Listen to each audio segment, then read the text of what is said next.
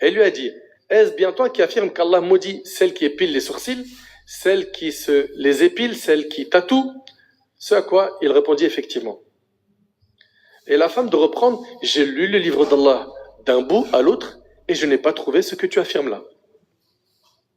Je n'ai pas trouvé que la femme, elle n'a pas le droit de quoi? D'épiler ses sourcils. Ibn Mas'ud radhiyallahu anhu lui a dit, tu l'aurais pourtant trouvé si tu l'avais réellement lu. N'es-tu pas tombé sur ce propos? Prenez ce que le messager vous donne et ce qu'il vous interdit, abstenez-vous-en.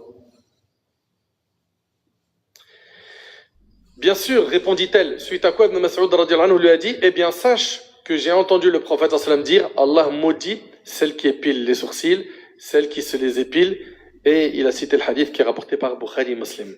Allah nous informe dans le Coran que quiconque obéit au prophète, alayhi salatu wassalam, aura obéi à Allah, et quiconque désobéit au prophète sallam, aura désobéi à Allah. Allah Ta'ala dit dans Sourate An-Nisa, Sourate 4, verset 80, May yuti'a ar-rasul faqad ata'a Allah. Quiconque obéit au messager, obéit certainement à Allah. Qu'est-ce que tu veux de plus clair?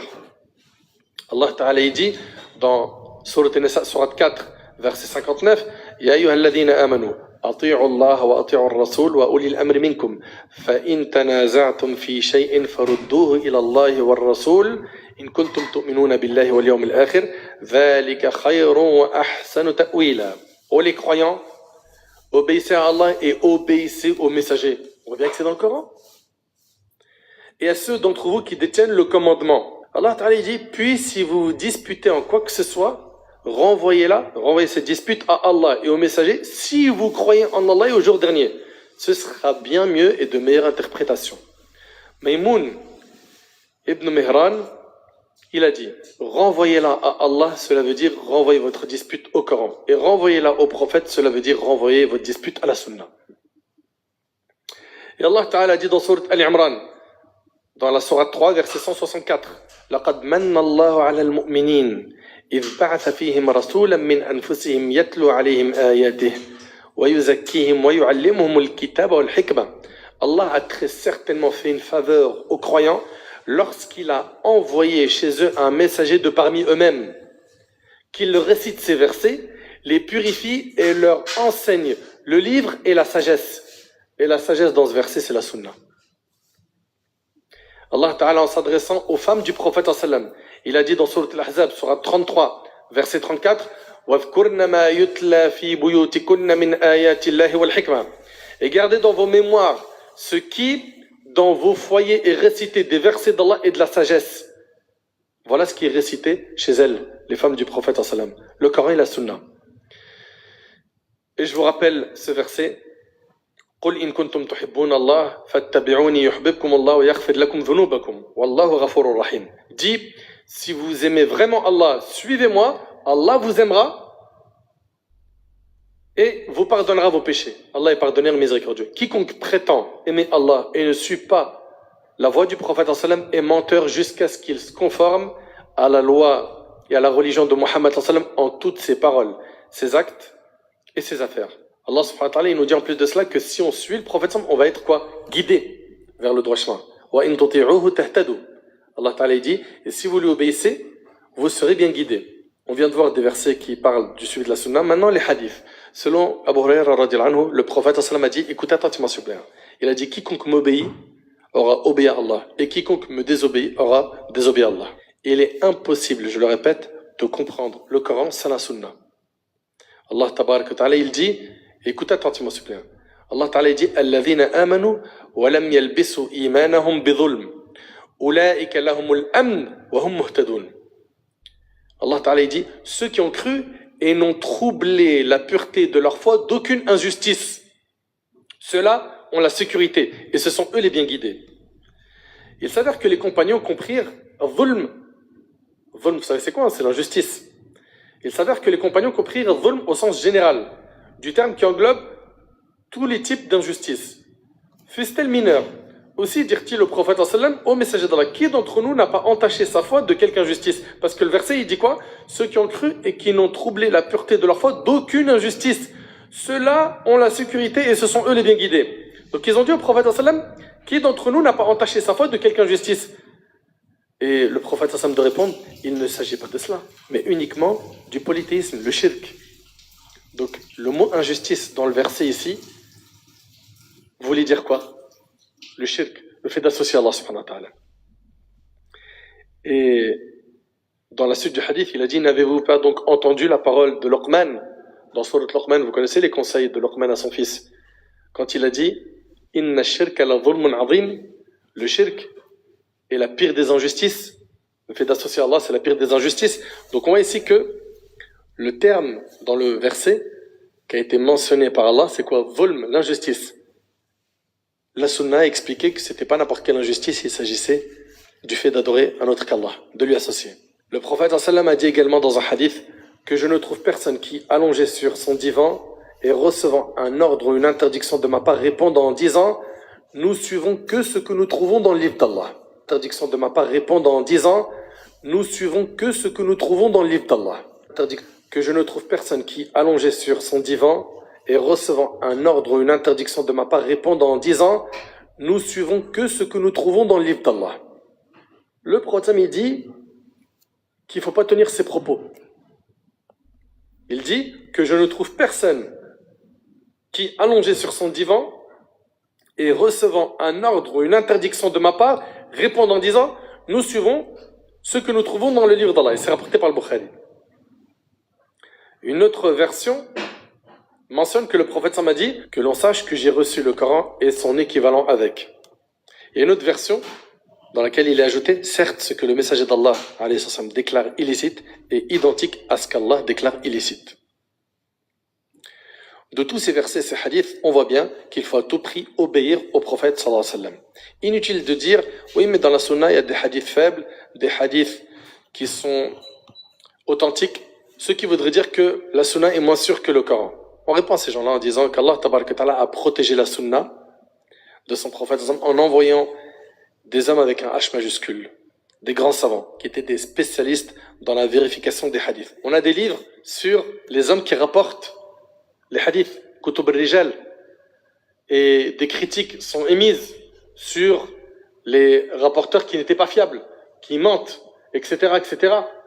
Donc par la grâce d'Allah tabaraka wa ta'ala, Allah subhanahu wa ta'ala qui a préservé le Coran, il a préservé la sunna en envoyant ces hommes. Ils ont donc fait un travail pour que l'on sache qu'est-ce qui est faible, qu'est-ce qui est authentique, qu'est-ce qui est inventé, etc., etc. L'imam Malik, rahimallah, il a son célèbre recueil Al-Muwatta. L'imam Al-Bukhari, que vous connaissez, il a un recueil qui s'appelle Sahih Al-Bukhari. L'imam Al-Bukhari, il a plein de livres, hein. Kitab al-Tarikh, il a l'Adab al-Mufrad. Sahih Al-Bukhari, il est authentique. Dans les autres livres, il y a des hadiths authentiques, d'autres qui ne le sont pas. L'imam Al-Bukhari, par exemple, il connaissait près de 300 000 hadiths. Et quand il a voulu faire son recueil authentique, il en a mis 7275. Des hadiths que lui connaissait par cœur. 7275 sur 300 000. L'imam Muslim, il a mis 12 000 hadiths dans son sahih. L'imam Ahmad, rahimahullah, comme le rapporte l'imam Zahabi, il connaissait 1 million de hadiths. C'est vraiment impressionnant. Hein. Ces savants ont donc fait un travail sur l'authentification des hadiths, hein, les critiques qu'il y a à émettre à leur sujet, etc. Au niveau des hadiths, à partir du moment où le hadith que l'on nous cite est authentique, on doit accepter et mettre en pratique ce qu'il dit. Et ne pas dire comme certains, d'abord j'expose ça à ma raison. Si ma raison, elle l'accepte, je le mets en pratique. Si ma raison le rejette, je ne le trouve pas trop logique. Ben je le rejette. Non. C'est pas le comportement adopté. Absolument pas. Notre raison est limitée, on ne peut pas tout comprendre. Dans le hadith, par exemple, de celui qui dort à l'heure de subh, le diable urine dans ses oreilles. Ça, c'est ce qu'on a dans la sunna, n'est-ce pas? Dans un autre hadith, celui qui baille sans mettre sa main devant sa bouche, le diable rentre dans sa bouche. Celui qui dit pas Bismillah avant de manger, le diable mange avec lui. On est d'accord que tout ça, ça fait partie quoi? Du raïb, du monde de l'invisible. On y croit. Ça fait partie des qualités des pieux de croire au monde de l'invisible. Allah Ta'ala, quand il parle du Coran dans Surat Al-Baqarah, Alif Lam Mim, Dhalika al-Kitab la rayba fi. Allah Ta'ala dit Alif Lam Mim, voici le livre dont il n'y a aucun doute. Hudan lil muttaqin, ce livre c'est une guidée pour les pieux. Leur description, alladhina yu'minuna bil ghayb. Ceux qui croient au monde de l'invisible. Nous en tant que croyants, on croit au monde de l'invisible. Okay? Ces choses-là qui ne sont pas visibles à l'œil nu, n'est-ce pas? Que quelqu'un quand il dort, le diable urine dans ses oreilles. Le croyant, Allah Ta'ala quand il parle de quand il dort, le diable urine dans ses oreilles, etc. Ce sont des choses qui ont été dites par le prophète sallam. Il ne prononce rien sous l'effet de la passion. À partir du moment où c'est authentique, c'est terminé. On y croit. Même si la raison a du mal à comprendre ou à imaginer la chose, c'est pas une condition. Que ta raison comprenne la chose. Comprenez que notre raison, elle est limitée. Quatrième partie, c'est la dernière. Les pieux prédécesseurs et leur attachement à la sunna.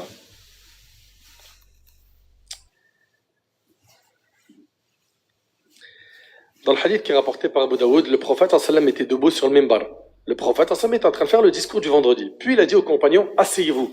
Pendant ce temps, Ibn Mas'ud radhiyallahu anhu, il n'était pas encore rentré à la mosquée. Mais il a entendu l'ordre, asseyez-vous. Qu'est-ce qu'il a fait? Il s'est assis immédiatement à sa place. C'est comme ça qu'ils étaient radhiyallahu anhu. Il faisait très chaud.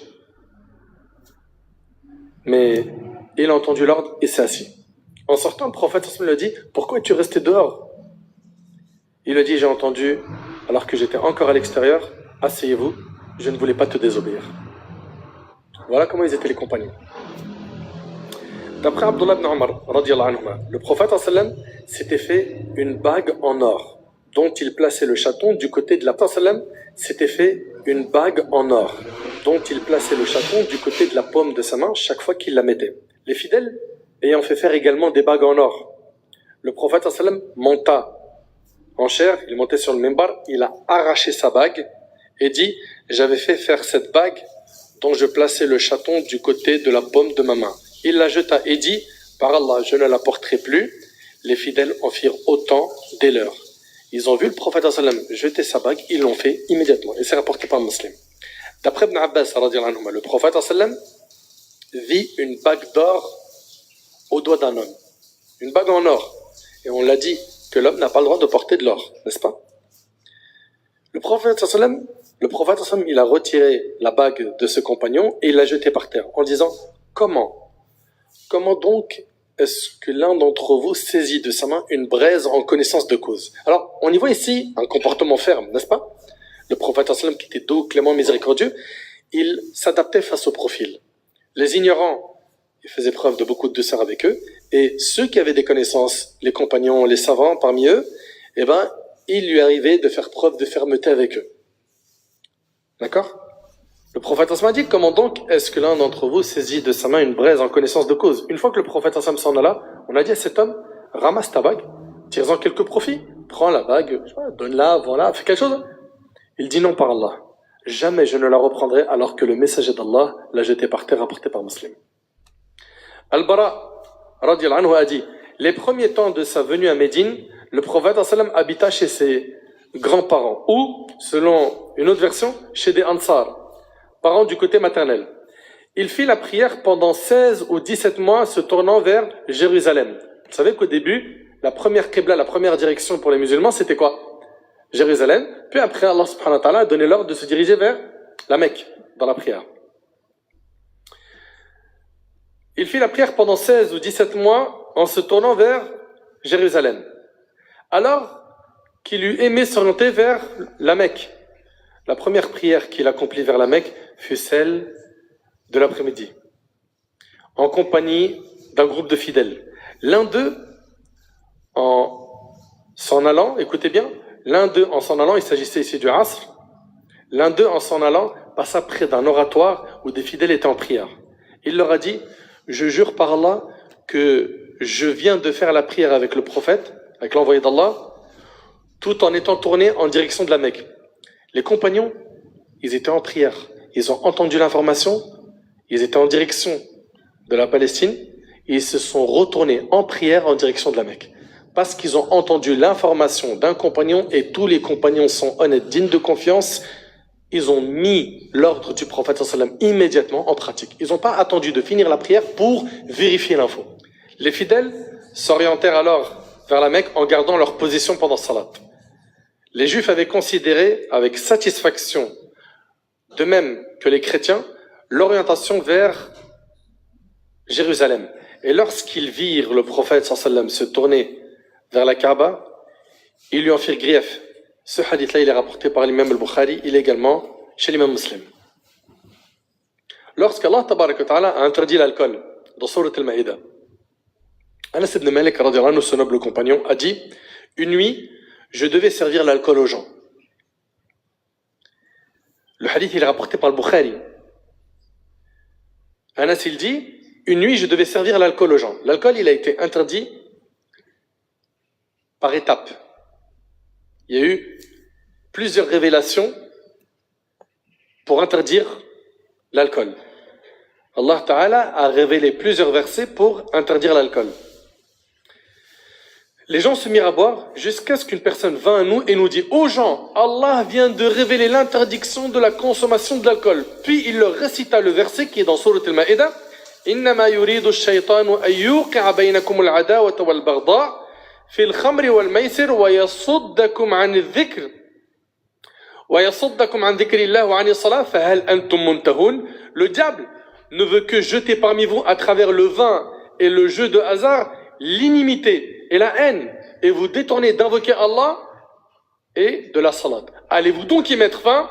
Après avoir entendu ce verset, ils dirent nous y mettons fin. Direct, ils n'ont pas hésité une seconde.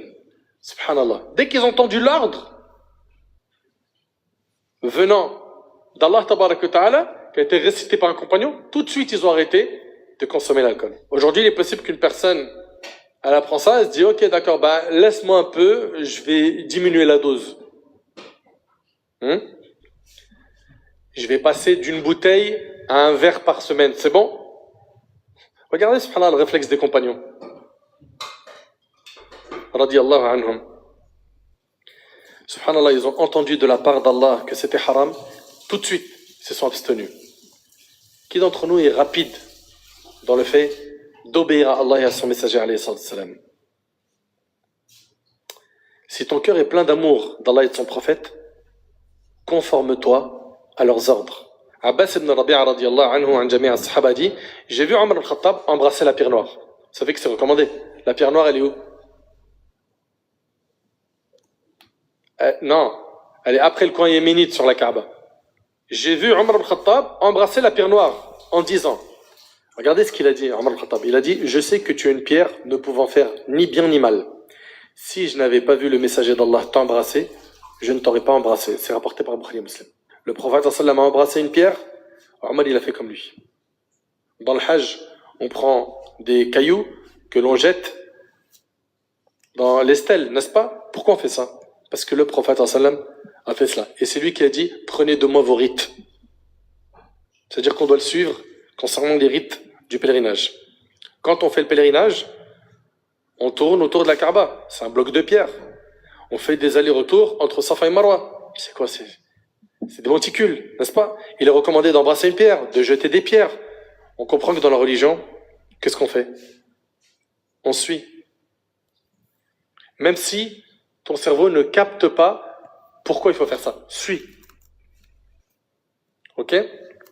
C'est authentique, tu suis. La mère des croyants, Aïcha radiallahu anha, la femme du prophète sallam, remarqua la dévotion exemplaire d'Abdullah envers le prophète sallam et dit, personne ne marcha sur les pas du prophète sallam aux endroits qu'il illuminait comme le fit Ibn Omar, le compagnon Abdullah ibn Omar. Et Abdullah ibn Omar, c'est un compagnon qui est vraiment impressionnant. Il était connu pour être très attaché à la sunna du prophète sallam. On rapporte qu'Abdullah ibn Omar, et c'est le Bazar qui rapporte ce texte, Abdullah ibn Omar se dirigeait vers un arbre se trouvant entre la Mecque et Médine, et il faisait la sieste sous cet arbre. Entre la Mecque et Médine, il y avait un arbre précis, il allait faire la sieste là-bas, et il rapportait que le prophète sallam a fait cela. Abdullah ibn Omar, c'est quelqu'un qui a tellement aimé le prophète sallam qu'il a suivi le prophète sallam non seulement dans ses adorations, mais même dans ses habitudes. Ibn Sirin rapporte, j'étais en compagnie d'Ibn Omar à Arafat. Puis je le suivis lorsqu'il allait accomplir la prière de Dhuhr et celle du Asr, présidée par l'imam. Nous fîmes ensuite avec certains de mes compagnons la station à Arafat. Arafat, c'est un endroit où les pèlerins se rendent pendant le pèlerinage. Donc il dit avec certains de mes compagnons, il dit donc ici, nous fîmes ensuite avec certains de mes compagnons la station à Arafat. Puis nous déferlâmes avec l'imam jusqu'au détroit près de Mazamaïn. Là il s'arrêta. Nous fîmes de même, croyant qu'il voulait faire la prière. Alors celui qui lui tenait sa monture expliqua, il ne va pas prier. Il a plutôt évoqué qu'arrivé à cet endroit, le prophète avait fait ses besoins naturels, alors il a voulu en faire autant. Et c'est rapporté par Ahmed. Subhanallah. Il s'est arrêté dans les endroits où le prophète il avait fait ses besoins et il voulait faire la même chose. Je vous ai dit, il ne s'est pas contenté de suivre le prophète dans les adorations. Mais même dans quoi? Dans ses habitudes. Allahu Akbar. Et Abu Sa'id al-Khudri, radiallahu anhu, il dit, tandis que le prophète était en prière. Pendant la prière, le prophète il a enlevé ses chaussures. Pourquoi? Vous savez pourquoi? Oui. L'ange Gabriel est venu lui dire qu'il avait une impureté dans ses chaussures. Et il est en prière. Donc pendant la prière, il a enlevé ses chaussures et il a continué la prière. Qu'est-ce qu'ils ont fait les compagnons? Ils ont tous enlevé leurs chaussures pendant la prière. Allahu Akbar. Subhanallah. C'est impressionnant. Il enleva ses chaussures et les gens derrière lui ôtèrent leurs chaussures à leur tour. Lorsqu'il a terminé sa prière, le prophète leur a dit, pourquoi avez-vous enlevé vos chaussures? Ils dirent, ô messager d'Allah, nous t'avons vu les enlever, nous les avons enlevés alors. Tu les as enlevés ou les as enlevés? Le prophète leur a dit, l'ange Gabriel est venu m'informer que mes chaussures étaient entachées d'impureté. Quand l'un de vous se rend à la mosquée, qu'il scrute le dessous de ses chaussures, s'il y voit une impureté, qu'il essuie ses chaussures sur le sol, puis prie avec, et c'est rapporté par Ahmed. Alors, à l'époque du prophète sallam, ils priaient avec leurs chaussures. Ça se comprend, il n'y avait pas de tapis dans la mosquée. C'était de la terre. Et attention, hein, jusqu'à aujourd'hui, c'est autorisé de prier avec ses chaussures. Pas sur le tapis dans la mosquée. Mais si jamais tu te retrouves dans un endroit extérieur et que tu souhaites faire la prière, tu as le droit de prier avec tes chaussures. Tu vérifies qu'il n'y a pas d'impureté en dessous. C'est autorisé sans aucun problème. Les hadiths à ce sujet sont très nombreux. Ok? Je sais quand on dit ça, souvent ceux qui n'ont pas étudié ce point, ils sont choqués. Ils disent, quoi? J'ai prié avec mes chaussures? Oui, tu as le droit. Mais quand tu rentres à la mosquée, tu les enlèves, tu les laisses sur le meuble là-bas. Parce qu'il y a des gens, ils mélangent un peu tout. Si on récapitule tous les points qu'on vient de voir, les conditions de validité d'une action sont combien? 2. 1. La sincérité et le fait que l'acte soit conforme à la sunna. On a vu également la définition de la sunna. Ce sont les paroles, les actions, les approbations du prophète. On a vu aussi que la sunna elle a 3 rôles. Adam? Confirmer ce qu'il y a dans le Coran, expliquer ce qu'il y a dans le Coran, rendre obligatoire ou interdire ce que le Coran n'a pas rendu obligatoire et n'a pas interdit. Ok? Il faut toujours garder en tête que la sunna, elle aussi, elle vient d'Allah. Ok? Elle a été révélée par Allah tabarak wa ta'ala. Notre bien-aimé alayhi salatu wassalam a dit, je vous ai laissé sur une voie claire de nuit comme de jour. Ne s'en égare que celui qui est voué à la perdition. C'est rapporté par Ahmed. Suivant sa sunna, propageons-la par tous nos moyens. Vivons la sunna. La sunna, c'est pas simplement t'as la barbe et le qamis. C'est bien. C'est une très bonne chose d'avoir l'apparence sunna. Ok? Mais dans ta vie de tous les jours, quand vous sortez de chez vous, vous dites quoi? Bismillah, tawakkaltu ala Allah, la hawla wa la quwwata illa billah. Quand tu manges, tu dis Bismillah. Tu as oublié de dire Bismillah. Tu vas prendre les transports. Tu vas prendre un moyen de locomotion. La voiture, l'ascenseur, l'avion, le train.